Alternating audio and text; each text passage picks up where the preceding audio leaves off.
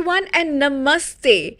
A very happy International Yoga Day to each and every one of you. Today, indeed, is so special, and that is why in our episode today, we have a very special guest with us. For those of you who didn't see our previous podcast, we had a very inspiring lady talking to us about her personal journey with yoga, and she's back again today with us on this very special occasion to continue talking about her journey with yoga. Meet Shrija Sudhir, who will not just talk about her journey, but also tell you what are the benefits of yoga. And more importantly, I think a lot of you have these questions in mind. What is the science behind yoga? So thank you once again, Ms. Shrija, for coming on our podcast channel and gracing us with your wisdom Thank you. and Thank you your so much. experiences. Thank you so much, Anjana, for having me again. And thank you. And I'm very grateful for the moment. Good to be back. Thank Thank you you. so much. Thank you. In our last session, when I spoke with you, you had so many beautiful things to say about how your life changed with yoga, and sort of that piqued my curiosity to really know what is the science behind yoga. Actually, if you're asking the science behind yoga, yoga is a science. Before and all, we are harmonizing. We have to connect with the nature, the Mother Earth. I think that is a science behind yoga. I think, when you wake up before, what I'm talking not about now, before and all, when you wake up, uh, everyone have ample time. We used to come out of the house and then take a moment to look at the beauty of the surroundings, connecting with the nature, walking with barefoot in the grass, connecting with the Mother Earth, and then the nutrition, the diet, everything, non-processed food. And then we used to eat with our hands, not with spoon and fork, and lot of things. You know what? In those days, we didn't had a lot of diseases. Now, how many specialties we have now?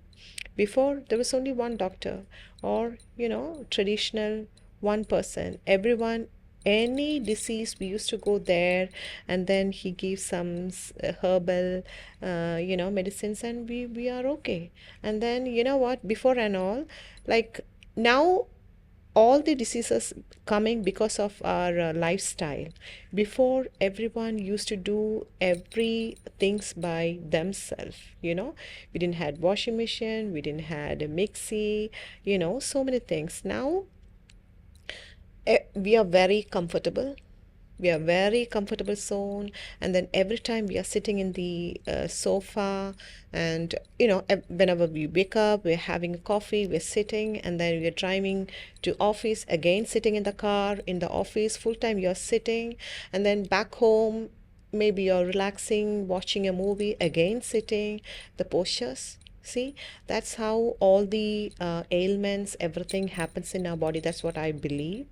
And when you go back to our own 1,000 years back tradition yoga, before we used to sit having food, cross-leg position in the floor. you know that's also science. There is science behind that. When you bend forward, the diaphragm, it squeezes, and the digestion happens very smoothly. And then when you sit in a cross-leg position, the spine is very erect. So it helps in digestion also. Nowadays, every posture are different, everything. Right. And all that you're telling me now, all the postures that we used to do before in our daily lives, even our ancestors who did that, whether squatting, sitting, and some prayers like Oh yeah. used to have a lot of squats. Yeah. So all that now is incorporated into a yoga session. So we can actually relive what our ancestors did in a 45-minute yoga session. Oh, yeah. And I suppose that is the science behind it, right? It opens up so many Oh, yeah. channels in the body. Oh, yeah. Yeah. Right. Yeah, So exactly. if someone has a certain ailment, and is there, we understand that in yoga there's no one asana that is specific to a disease. Correct. But I guess a session of 45 minutes of yoga can actually take care of your mind and body, head to toe. Yes. Exactly. Yeah. Even the sun salutation, when you do the sun salutations, uh, all the postures, it's stimulating the internal organs. Okay? Right. So if you can do 3 sets of sun salutation in a day, it's perfect. Right. It's a proper yoga. Right. And then even if you cannot do sun salutation, do some asanas. It's very good. You need to start anywhere. Like even if you can't do complete, take a start, do how much ever you can, and then you know what I tell to my members, like, some members tell you, Srija, I'm not flexible to do yoga, I'm not strong enough to do yoga. You don't have to be flexible to do yoga. You don't have to be strong enough to do yoga. Yoga makes you flexible. Yoga makes you strong. So Right. don't think anything. Just come, because everyone has is now everyone is having stress, everything. And then because of the stress, you pull yourself inside, and then most of our traumas are not stored in the brain, it's stored in our body. You need to release your traumas. And then when you do the asanas, even if you don't believe in yoga, when you do when you come into this culture, I told you, the culture changes you. So I have seen a lot of members who come, they can't do so many postures, and then when they come, and then after a few sessions, they're very comfortable. In fact, that is such a beautiful point you raised about people are shy Oh, sometimes. yeah. They are so shy to make a start, to make a beginning. And it's so important for people to just drop that.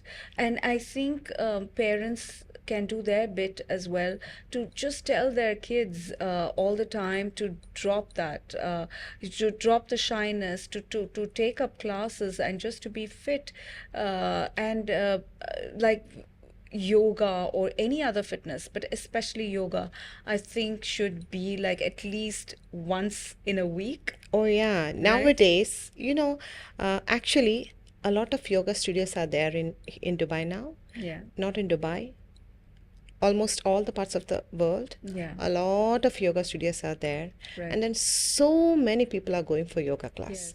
Even if they're going to gym, maybe they are going to Zumba or some other classes, but still they're going to yoga. But why they are going to yoga? Yeah, Yeah, absolutely. because when they go to yoga, they can feel the difference. That is Yes. the reason. When they go for yoga, they can improve their concentration. They can feel the difference. The stresses they can relax. So many things they are noticing. That is the reason they are going for yoga nowadays. When you travel, you can see a lot of yoga studios. A lot. Why? Because people are there. Now everyone understood the importance of yoga, and then people are going. That's what I think now. How many years have you been an instructor for yoga? Uh, I, s- I started my journey very late. As I told you, like, I didn't start, most of the instructors, they started yoga from their childhood onwards. But I started yoga when, during my back injury happened. So I started yoga only like 14 years back. 14 years. Yeah. Okay. So, So, Shrija, from the vast experience of teaching that you've had, have you met people who've come to you for with health issues and asking if their lives could be changed with yoga? oh, yeah. I know one, two, three members, they were having blood pressure, so they were very tense in the office and all. They came and asked whether they're not flexible, but they're not strong, but whether is it okay to attend yoga if they are taking medicine for blood pressure, everything. They're very blood. So I said, okay, you know what? When you do yoga, I think it calms your mind, and then that also helps in the blood pressure. And then when you do sun salutation also, the as I said before also, we are stimulating all the internal organs. When you're stimulating the internal organs, what happens is the blood, the good flow of blood is going into the organs, and then you know what, it nourishes your body. When you do the postures, what happens inside is like when you harmonize your breathing and your asanas inside, the harmony is happening inside, and then aesthetically everything falls into place. That's right.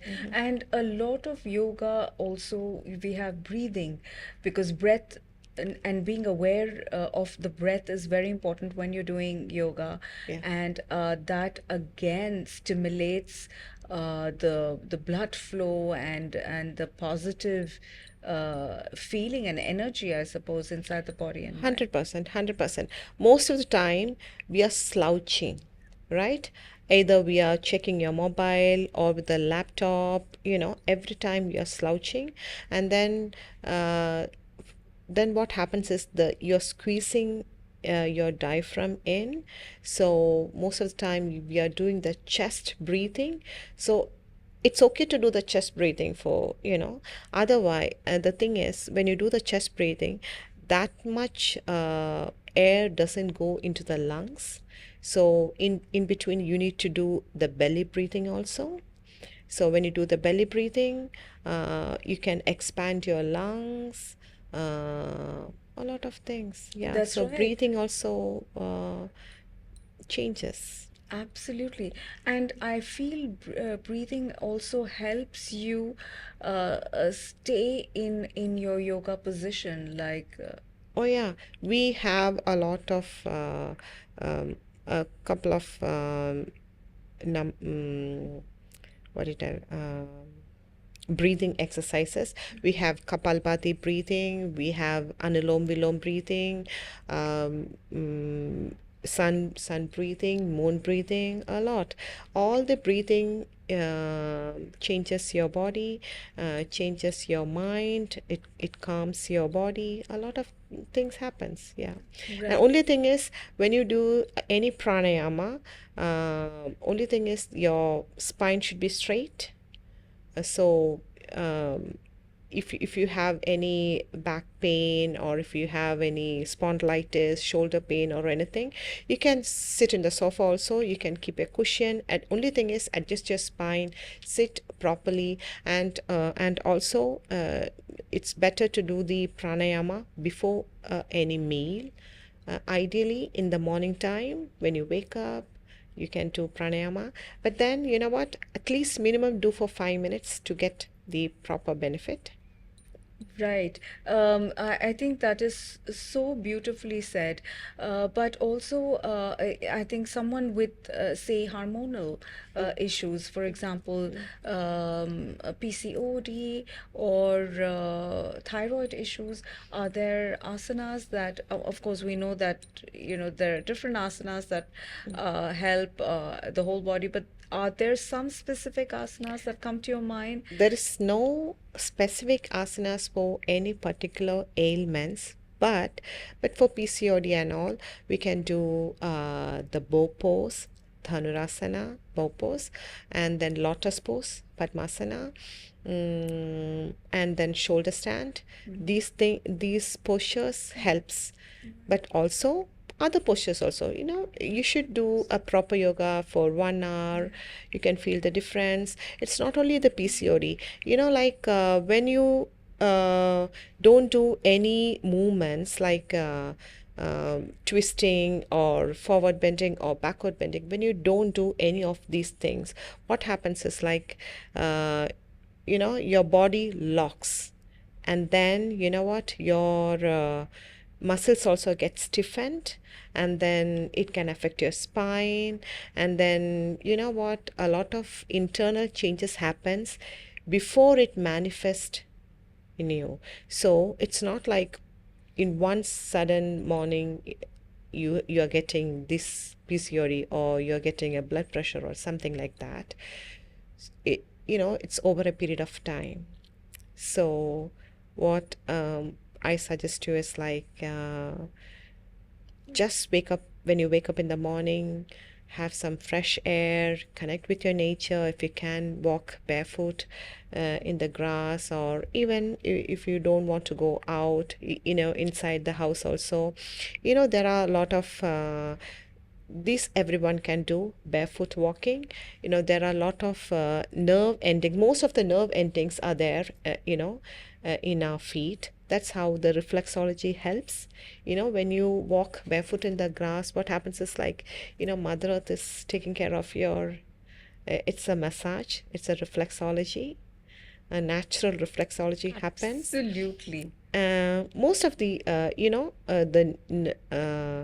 the nerve which goes to the eye, the brain, the backbones, everything, the end is in the feet. So when you do walking, the reflexology, the natural reflexology, yeah. Absolutely. In fact, one of the things that people recommend is walking on grass Oh yeah. barefoot because of that.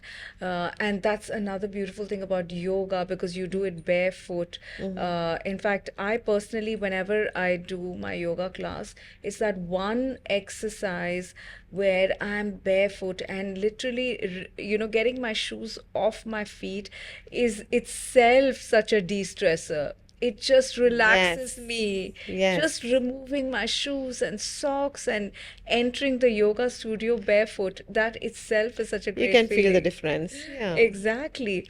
And so it is International Yoga Day. Do you have a message for people? My message is like yoga has changed millions of people's life. Yoga helped millions of people's life, and yoga helped my life, and I'm sure that it will help your life too. Absolutely. And if someone, hears this episode, listens to this, watches us, and wants to reach out to you, where do you give your classes? Can they come and do like a private session with you? Oh yeah, I have a small studio in my home also. You can come. I do sound healing. I do teach swing yoga and the normal yoga. My Instagram account is Srija's Yoga. You can follow me. So my classes will be there. You can check my Instagram account also. Right. And you have a nice villa in Umsukem, I believe, where they can Yes, reach you? yes. Sikkim, you can come. All Yeah. right. What classes do you take in your house? I do take sound healing sessions, swing yoga, the normal yoga, and also the Kriya yoga I do. Yeah. Nice, amazing. So thank you so much, Rija. Is there any other message that you want to give out to our listeners for Yoga Day? Thank you so much, Anjana, for the moment. I'm really grateful. I'm really honored to be here with you, and thank you so much. And then so much gratitude towards the 1,000 years back, this tradition, this culture. And then I'm very grateful for all of the gurus which kept this wisdom alive, and also thankful for all the technologies which we can access with our fingertips at home. And thank you so much. Thank you so much. Amazing. Thank you, Shija. And thank you all for listening to this. If you enjoyed watching our last two podcast that we dedicated to International Yoga Day, to leave us a message, to reach out to us. It was indeed so beautiful chatting with this lovely lady, Miss Shrija Sudhir. She's such an inspiration, honestly. She fought and she changed her life for the better by adopting to yoga. You can do it as well. So if you have a story to tell, do reach out to us. For now, it's a wrap from me, Anjana Kumar. I'm the host of Talkies. It's a bye for now.